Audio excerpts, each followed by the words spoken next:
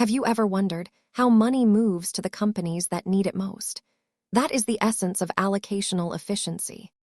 At its core, this concept refers to how resources are distributed throughout the economy to maximize overall value.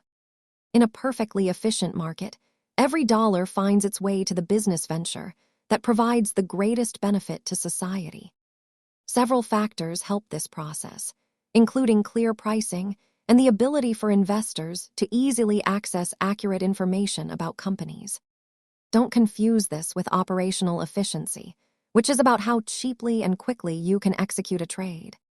When markets work well, capital tends to shift towards sectors that offer higher growth potential and meaningful progress. Remember that, while real-world markets have friction, they remain the primary system for deciding where resources should be deployed. Understanding these mechanics helps you see the bigger picture of investing. Thanks for watching, and keep learning about how markets move.